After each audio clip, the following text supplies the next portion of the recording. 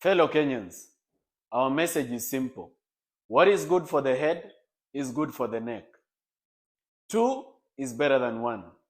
We want both Rigathi Gachagua and William Ruto impeached, because whatever Rigathi Gachagua has done, William Ruto has done it 10 times, if not 100 times. And this is what we are telling our members of parliament. You refuse to listen to us on the finance bill. This time round, act wisely. I'm urging all Kenyans in every part and corner of Kenya. Tembelea mbunge wenu. Hata kama amejificha Nairobi, make sure mtembelee kwake. Tell them that our message is simple.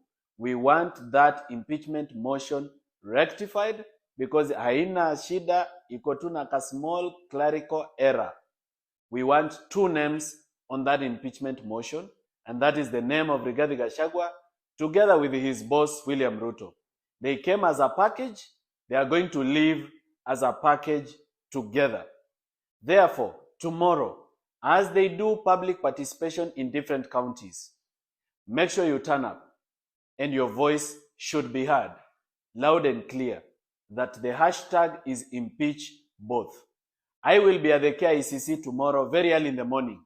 In fact, mimi ndo nitafungua mkutano. I'll be there in the morning at KICC to make our voice heard, to speak on my behalf and on the behalf of people who believe that both of these leaders are failed Kenyans. And after that, I'll be headed to the Milimani Law Courts where a ruling will be delivered on my case, which I'm being witch hunted. Otherwise, kesho tuko site. Make sure you reserve enough energy, carry packed lunch. This is not a demonstration. So police, do not overreact, do not misbehave, don't provoke us, don't turn a peaceful public participation into a demonstration. This is me urging you to act wisely. I want to sympathize with the comrades of Moi University, where some students have been shot by police. I stand with you, the comrades of Moi University, and we are going to do something very serious about the situation at Moi University. I'm also aware that you lost 1,500 acres of your land, which was given on a purported lease to a private developer. We are going to revisit as I come for the launch tours for the Rift Valley this weekend. Thank you, and see you tomorrow, pale kwa site, kwa ground, anywhere in Kenya where you will be, where public participation will be happening. Don't forget, impeach them both. And if they don't do it, msijali, sisi ndio dawa ya wabunge. What is the work of the syringe? It is to inject. We are going for Occupy Parliament Season 2. If they do not listen to our voice the same way they didn't listen to the finance bill, we are going for Occupy Parliament Season 2. So don't waste your energy. Make sure you preserve it for the grand finale of Occupy Parliament Season 2. Thank you and God bless. I would like to explain to you, the people that follow me and that listen to me, why I'm saying we should impeach both of them. Now, the Gen Z movement is not leaderless anymore. We are trying to prove that we can offer alternative leadership and that people have been born in this country who are leaders of integrity and that can presume power and lead the country to a better place. That we don't have to choose among thieves. That we can raise leaders of integrity and actually install them into power. And they are rising from that movement, and we should not bring them down. But one of the things that a person must have to rise to that level is political experience. And I have a lot of it. And when I look at this situation politically, this is my assessment. I could be right, I could be wrong. I accept that. But the way I'm looking at it is that if we push for an impeachment of Gachagua alone, then it's going to blow back, because people in Mount Kenya are not seeing things the way we are seeing them. For us who demand accountability and good governance, some people in Mount Kenya, not all of them, are seeing this as a fight against a Kikuyu. They're saying, ni mwizi lakini ni wetu. Kwa nini mnampiga yeye peke yake? Kwani yeye peke yake ndiye ameiba? That's how people are thinking in the villages. And I'm very sad that they are already thinking this wakati bado sijawafikia na civic education. But already that's what people are thinking. You can see even member of parliament who signed the impeachment motion, some of them are pulling back because the ground is becoming hostile for them. They have their citizens saying, kwa nini mnataka kumu-impeach? So Kenyans have not yet understood that, we stand for accountability, and that we want good governance, and that it doesn't matter mtu ameiba kama ni wakabila yako ama si wakabila yako. At the end of the day, hakuiba ili wewe usaidike, aliiba ili ajisaidie. The best way to do this, the best way to convince an old mama mwenye ako huko Geshagi, mwenye anasema Gachagua ni wetu, huyo ni mtoto wetu, wachana na yeye, yet this person is being accused of very serious things, which is corruption. The only way to disarm that person is to say, let's impeach them both. Because honestly speaking, whatever Gachagua has done, Ruto has done it 10 times, if not 50 times, if not 100 times. So why only impeach Gachagua? Why? Then what are you saying even about Didmas Baraza, who is an MP that has bought an helicopter worth about 300 million? Where did he get the money? Why are we not asking? We are asking Gachagua where he got the hotels. Very good.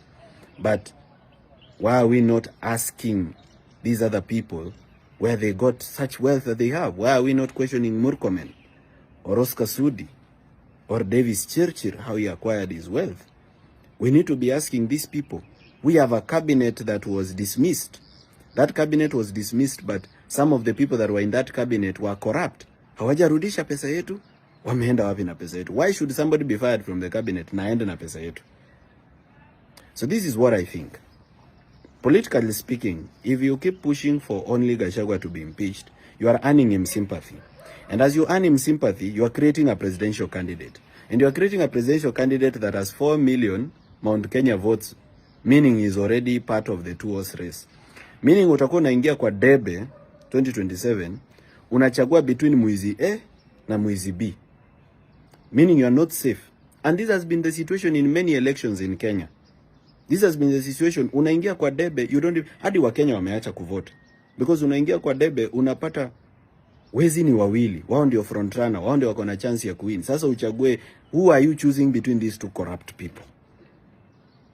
We need to change Kenya, and we need to be able to bring to the forth leaders of integrity. And the only way to do that is anything regarding corruption, let's not put tribe into it.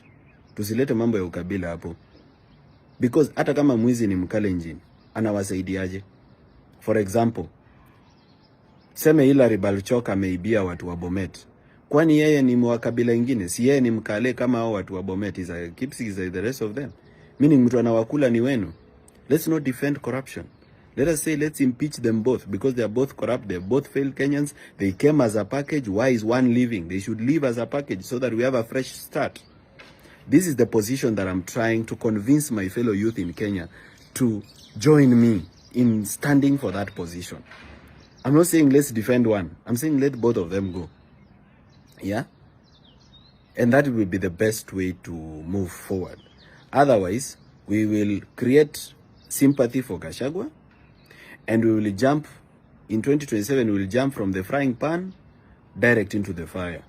So we need to kill that Gachagua wave very early. And the only way to kill it is he should not be prosecuted alone. They should be together with other people so that it doesn't become a matter of tribe, it becomes a matter of accountability. I hope mmenielewa.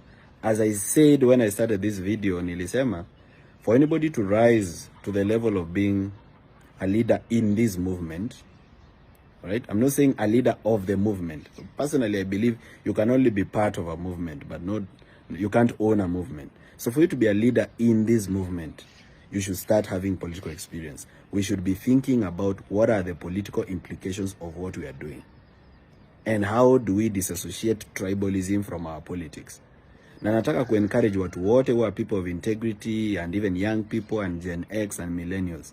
Rise up, join the Inject Party. Let us start agitating for good leadership in our country. I know some of you are wondering what I'm planning to do with this party. Mnasema, chama Kenya inakuanga kampuni ya mtu, inakuanga personal property ya mtu, hii ni chama ya Morara. This is your party, my friends. In fact, mimi siogopi ati mtapigana kwa chama. That is a political process. Kujeni, mpigane, mkimaliza, muelewani. And I'm inviting everybody, even the Twitter bigwigs, kina Anifa, Amerix, Cornelius Rono, Mwamba, Kimuzi, Nelson Ameya, and all those people wenye mko na followers wengi, and even wenye hamna followers, everybody matters. Come to your home, pale Kawasukari, kujeni mkae. Kujeni mseme we don't want Morara to be the leader of this movement, we want to impeach him. Sawa, tupige kura hapo. Mkinishinda sawa. But come and own the party, let it be yours. Wacheni kusema tutakaa nje, tutatengeneza yetu. Na hata kama mtatengeneza yenu, tengenezeni yenu ili tuanze kujitayarisha kufanya coalition uko mbele. Build your party. Uko mbele tutafanya coalition. Mimi sijakataa mtu asifanye yake. Just do your thing. If you want to join, come and join. This is not personal property. Na mimi hakuna direct nomination napea mtu.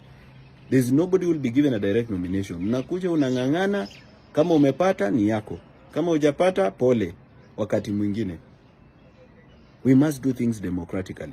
The reason political parties are not strong in Kenya is because people are owning them like personal property. People are using them as private limited companies to loot public funds and to acquire deals with government. They are using them to negotiate for deals. Political party should be a process. It should be owned by the members. Mimi hata kitu napanga kufanya, si nyinyi ni mayouth, si ni chama yenu. Tengenezeni a blockchain election system. Wale ma IT guru wenye wako. Tengenezeni an election system based on blockchain. Any member of the party on any issue, tunaweka online, watu wanavote. Even if we have 5 million members, watu wanavote within 10 seconds, we already know what the decision of the people is. That way, we can even tell IBC, kwa nini mnatuambia we cannot vote electronically, yet we've managed it in our party. Give the party to its members. Let members own the party. Don't fear that, oh, they'll impeach you. You know, if you leave this party to members to run out of control, or members will fight. Let members fight. It's their party. They'll fight and agree. Yeah? So tupatane huko kwa public participation. I had posted on my social media pages where public participation will be happening today. Make sure umefika huko. Make your voice heard. And if you are my supporter, position ni impeach both of them so that we remove tribalism from this thing.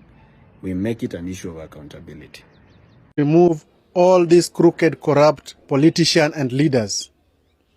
We have to do it now. And this is how we are going to do it. 20 million signatures within 30 days. Become a revolutionary. Click on the link below and pass a vote of no confidence on President William Ruto and his government and this corrupt government in its entirety. Let us recall all MCs, MPs, women reps, senators, governors, and President William Ruto. Draining the swamp begins now. The big question is, my fellow young generations, Generation Z, millennials, and all angry Kenyans, do you want to remove these people? Do you want to remove these corrupt, tribal, crooked party leaders who have ruined our nation and are continuing to do so? Do you want to put an end to it? Get the link on my social media pages, X or Twitter or at Owino Stephen Paul, Facebook at Owino Stephen Paul, YouTube Owino Stephen Paul, LinkedIn Owino Stephen, Instagram Owino Stephen Paul, TikTok Owino Stephen Paul. Click on the link. Give a vote of no confidence on the government of President William Ruto and his bread-based counterparts. And append your signatures to remove this government using Article 1, Article 37, 38, 103, 104, and Articles 261 of our Constitution. Recall all MPs, dissolve the parliament, recall for an election within 90 days. Remove all these crooked leaders and replace them with young, vibrant, visionary, and tribeless leaders who are going to take this nation forward. Hatuongoji tena 2027. Tunawaondoa sahihi. They will not believe. Also, we need volunteers in all polling stations, wards, constituencies, counties, and even nationwide. Also, tell us what you can play as a volunteer, as a revolutionary in this revolution. A polling station mobilizer, a voter educator, an agent, and the people who are going to collect for us these signatures. We also need volunteers, specialists in social media experts, social media influencers, IT specialists, economic specialists, legal experts, religious and spiritual leaders who are going to pray and keep this movement in prayers.